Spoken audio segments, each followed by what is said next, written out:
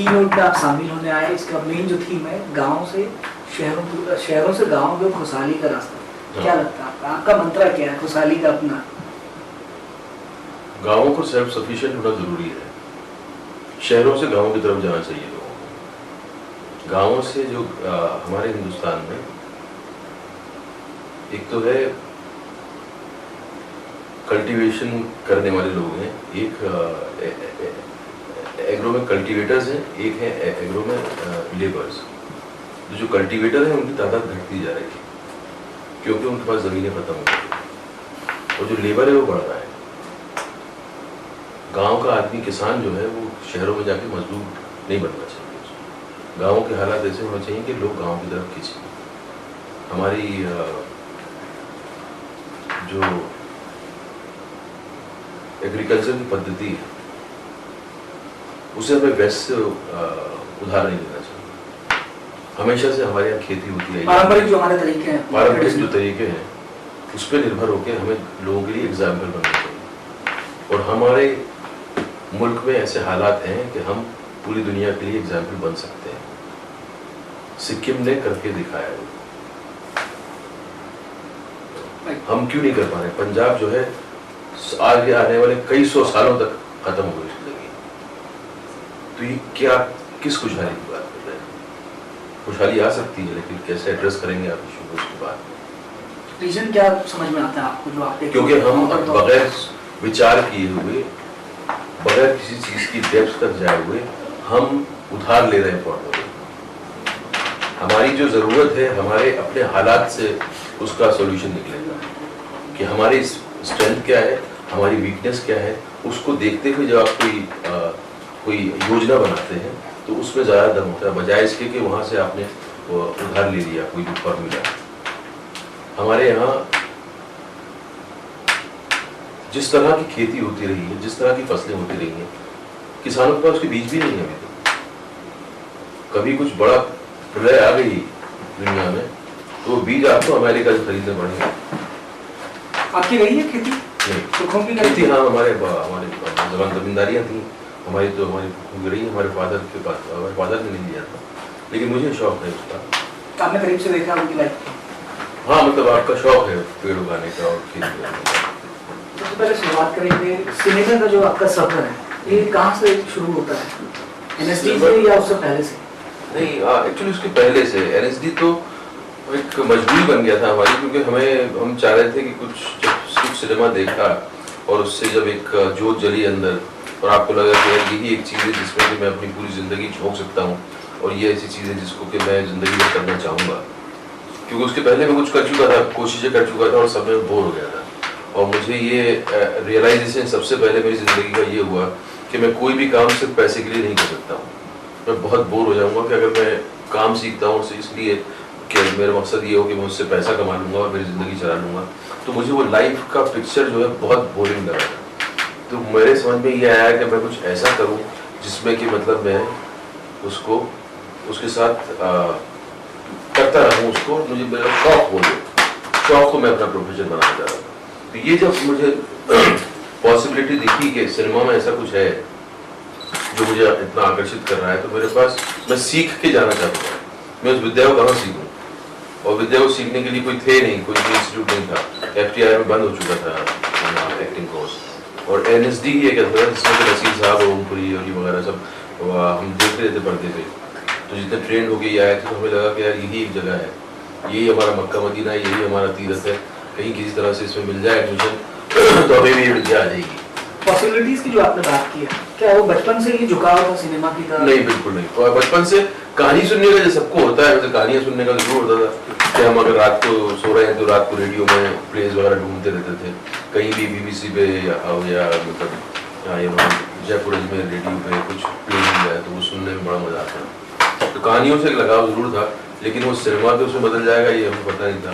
कहानी हर बच्चों को लगाव होता है। कितना बदला है मैच्योर जो थिएटर था तब के दौर में जब आप लोग कर रहे थे शुरुआत, एनएसडी से पहले जब आप कर रहे थे, और आज आप वापस लौटते होंगे, कुछ पुराने साथी आपके थिएटर में ही होंगे अभी भी हैं कुछ लोग थिएटर में। कितना बदल गया ये पूरा इस पीरियड में? आई थिंक राजस्थान में कभी भी थिएटर का, हमारे यहाँ जो है उस तरह का थिएटर जो है मिडिल क्लास की जरूरत नहीं बना। जैसे दूसरी जगहों पे आप जैसे महाराष्ट्र में चले जाइए या बंगाल में चले जाइए, तो वहाँ एक कल्चर है थिएटर देखने का। राजस्थान में नहीं है, राजस्थान में इसको वेस्ट ऑफ टाइम मानते हैं। राजस्थान में बोले नाटक कर रहे हैं, तो वो नाटक शब्द को ही बड़े अजीब तरीके से देखते हैं, मतलब एक कॉन्डिसेंडिंग तरीके से देखते हैं कि ये जो है फालतू हो गया, ये बिगड़ गया है, इसलिए अभी नाटक कर रहे हैं। आपको नहीं लगता है तो हिंदुस्तान के बाहर भी, दिल्ली से बाहर, दिल्ली को छोड़ दें अगर थिएटर के लिए, नहीं कुछ कल्चर्स में नहीं है, महाराष्ट्र में नहीं है सब। महाराष्ट्र में जो है रिच थिएटर है, रिच थिएटर है, लोग जाते हैं थिएटर देखने के लिए। साउथ में है फोक थिएटर का, ईस्ट में है अपने बंगाल में पूरा थिएटर। तो हमारे यहाँ आई थिंक नॉर्थ में उस तरह का डेवलपमेंट क्या कमियां कहाँ लगती है, कहाँ से उभर नहीं पा रहा है? राइटर ही नहीं है। थिएटर कहीं होता है तो राइटर किसके लिए लिखेगा? पूरा का पूरा एक अभी जो थिएटर होगा भी तो लोग ज्यादातर वो लोग आते हैं जिनको सिनेमा में जाना है, तो थिएटर के ऊपर तो बहुत ज्यादा राइट्स। और जो हमारे लिए तो यही बहुत बड़ा चैलेंज है कि जो पुरानी फोक जो आर्ट फॉर्म्स हैं वही हम सस्टेन कर लें, तो बहुत बड़ी बात है। जो कहानी कहने की जो शैलियाँ हैं वही अब धीरे धीरे खत्म हो रही हैं। जैसे आजकल हम टीवी देखते हैं, वैसे पहले पुराने जमाने में लोग आके रात रात भर किस्से सुनाया करते थे। आप मैयत हो गई तो रोने के किस्से सुनाते थे, शादी है तो हंसने के किस्से सुनाते थे। उन आर्ट फॉर्म्स को ही अगर हम किसी तरह से प्रिजर्व कर लें, और ये तो बड़े लेवल पे कोशिश होगी तभी उसका मतलब कुछ आपको आपने कहा कि आपका व्यक्तिगत तौर पर आपका कभी मकसद नहीं रहा पैसा कमाना या पैसे के पीछे काम। जो है मेरा ये मकसद ये रहा कि सिर्फ पैसे के लिए काम करना। पैसा जो है वो बाय प्रोडक्ट होना चाहिए। पैसा मुझे कमाना है लेकिन मैं उस काम से कमाऊंगा जिससे मेरा दिलचस्पी।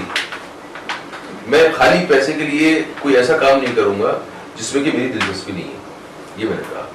थिएटर के खत्म होने के पीछे आपको नहीं लगता कहीं ना कहीं फंडिंग भी एक वो तो फंडिंग भी हो जाती है, उससे फंडिंग से कितना पैट्रोनाइज होने होके बहुत ज़्यादा चीज़ चलती नहीं है, वो अपनी स्ट्रेंथ पे ही खड़ी होती है। एक आर्ट सिनेमा था जिसको मतलब आर्ट सिनेमा कहते हैं, एक दौर में 70s में 80s तक खींचा जो वो पैट्रोनाइज्ड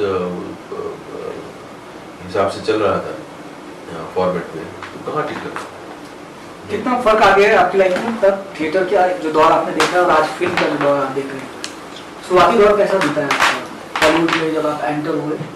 तब सिनेमा, आज का सिनेमा जो है वो अपनी पहचान बना रहा है। उसने एक ऐसा संगम ढूंढने की कोशिश की है जो एंटरटेन भी करता है और जो मुद्दों पे बात भी करता है। चाहे वो पीकू हो, तलवार हो, खान सिंह तोमर हो, दूसरी और भी मेरे अलावा भी जो दूसरी फिल्में आई हैं उसमें एक तरह से मनोरंजन भी कर रही हैं वो लोगों का, और लोग और उनसे कुछ बात भी कह रही है। जब मराठी सिनेमा और सैराट है, अभी जैसे 4 करोड़ की फिल्म है, 70 करोड़ की प्रोडक्शन धंधा कर दी है और जो एक कमाल की फिल्म है।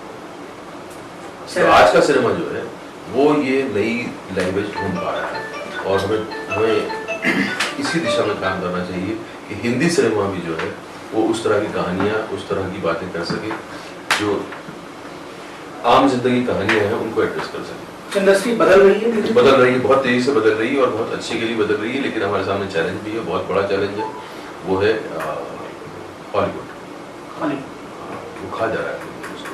क्या कारण क्या है इसके पीछे, क्या लगता है? हमारे पास नहीं देने के लिए कुछ ऐसा निकल नहीं रहा है हमारे पास देने के लिए नहीं है। हम अपनी कहानी कहते ही नहीं सिनेमा में।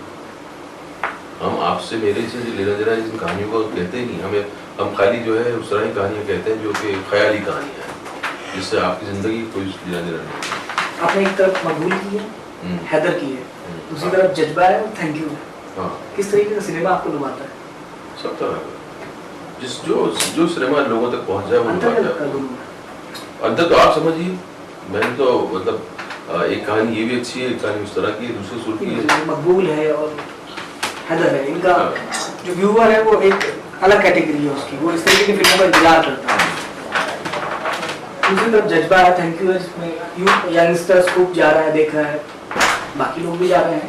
आपकी प्रेजेंस है तो ऑब्वियसली जो आपका फैन क्लब है वो भी जा रहा है साथ में। आपको एज एन एक्टर कहाँ पे ये चेंजेस थोड़े से तो नजर आते हैं? एक करने का अप्रोच दूसरा होता है, उसका मकसद दूसरा होता है। एक कहानी होती है जिसमें आपको ज़्यादा अपने आप को कुरेदना पड़ता है, ज़्यादा कैरेक्टर के अंदर घुसना पड़ता है, ज़्यादा उसमें कुछ बात कहने के लिए होती है। एक सिनेमा होता है इसमें कुछ कहने को नहीं होता, सिर्फ ऐसे लोगों का मनोरंजन करना होता है। तो एक तरह का सिनेमा है, एक उस तरह का सिनेमा है। ऑस्कर की रेस में कहाँ पिछड़ जा रहे हैं हम लोग? ऑस्कर की रेस का हमारे को लेना देना नहीं है। अभी काय का ऑस्कर, अभी पहले ऑडियंस को तो एड्रेस कर लें। जो इतनी ऑडियंस जो है वो हॉलीवुड का सिनेमा जो देख रही है उसको पहले अपनी तरफ तो ले आए। तकनीक के मामले में हम लोग कितना आगे पीछे? तकनीक की बात नहीं है, अप्रोच की बात है, डायरेक्टर्स की बात है, कहानी सुनाने वालों की बात है। तकनीक तो बाहर से भी इम्पोर्ट की जा सकती है, और तकनीक में हम बहुत मतलब जो है हॉलीवुड का काम यहाँ हो रहा है हिंदुस्तान में ज़्यादातर। तकनीक में हम पीछे नहीं है। इससे बात कहानी सुनाने की है कि कहानी कैसे सुनाना है और सब्जेक्ट क्या उठाना है। आपकी मदारी आ रही है, उसके बारे में कुछ बताएं। मदारी जो है एक बहुत कई सालों की मेहनत है हमारी मदारी, और ये एक इमोशनल थ्रिलर है जो बात करता है कि इंसान, किसी भी इंसान के अंदर, आदमी में औरत में एक नायक होता है और वो डोरमेंट होता है, वो सो रहा होता है।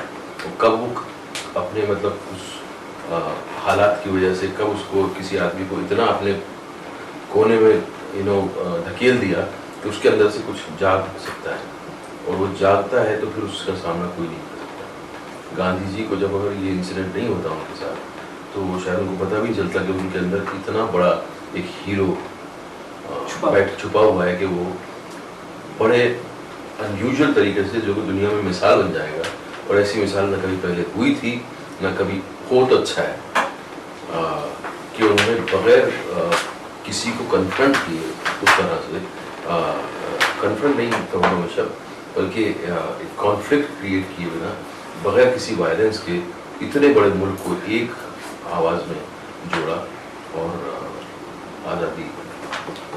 आप प्रोड्यूसर भी बनने जा रहे हैं, साथ शायद आप अपनी वाइफ की फिल्म को प्रोड्यूस करने की बात? नहीं, वो कर रही है मेरी फिल्म प्रोड्यूस। मदारी जो है वही है, वो मदारी उन्होंने प्रोड्यूस किया। वो लिख भी रही है शायद, अगली लिखती हैं। हाँ, वो नहीं लिखने मतलब वो ओवरऑल वो देख रही हैं, तो खुद लिख नहीं रही। कोई स्क्रिप्ट अभी फिलहाल ऐसे नहीं है, बीच में एक फिल्म है जो हम करने वाले हैं साथ में, वो लिख नहीं रही है, उसको खाली सुपरवाइजर से होता है। कोई खास बात जो पूरे लंबे अंतराल में आपको याद आती है? ये सब खासी बात थी जो कर रहे हैं। मजेदार बात है, एक आध बात ऐसी। मेरे मजेदार तो बात नहीं तो मैं स्क्रीन पे डांस कर रहा होता, अगर मजेदार बजा रही। ऐसे लोग भी करते हैं कुछ रोमांटिक? नहीं। कोई मदारी का कोई खास इंसिडेंट जो आप शेयर करना चाहते हैं रिलीज से पहले, जो आप बताना चाहते हैं? मदारी के जो है हर चीज़ जो है उसको टाइम लगा है थोड़ा सा अपना सुर ढूंढने में। निशिकांत के लिए बहुत नई फिल्म थी। निशिकांत ने जब पहली बार सुना, हमने जब स्क्रिप्ट लिख ली तो हम ढूंढ रहे थे डायरेक्टर किसको कर सकते हैं। तो पहले निशिकांत को सुनाया, निशिकांत सुनते ही जो है उसको लगा कि उसको ये फिल्म करनी है। और जब भी वो सेट पे आता था उसका और मेरी हालत ये रहती थी कि हमें पता नहीं था फिल्म किस तरफ जाएगी, क्योंकि इसका कोई रेफरेंस था नहीं। ऐसी फिल्म पहले हमने कोई की नहीं, ना उसने की है ना मैंने की है, और हमने देखी भी नहीं। तो शूट शुरू होने के बाद इसका सिरा जुड़ता गया। तो वैसा एक उसके साथ है। अब जैसे गाना हमने शूट किया था, तो गाना हम चले गए हैदराबाद शूट करने के लिए, और हमें पता नहीं है क्या होने वाला है, और वो भी उतना ही चिंतित है, मैं भी उतना ही चिंतित हूँ। लेकिन जैसे ही जब पहला शॉट शुरू हुआ, सडनली आपको लगा कि सब चीज़ें जो है ठीक। कन्विंस कैसे कर लिया निशिकांत ने आपको, जब आपके पास कुछ था ही नहीं इस तरीके का, सिरे जुड़ते थे कहानी को लेकर? दोनों कई बार यही चीज़ होती है इस काम में। कई बार ऐसी चीज़ें होती हैं कि आपको पता नहीं होता, आप अंधेरे में रास्ता ढूंढते हैं, और वही उसका चैलेंज होता है, वही उसकी खूबसूरती होती है कि आपको रास्ता पता नहीं, आपका देखा हुआ नहीं है रास्ता जिसमें चल रहे हैं आप, और वो ज़्यादा मजेदार होता है।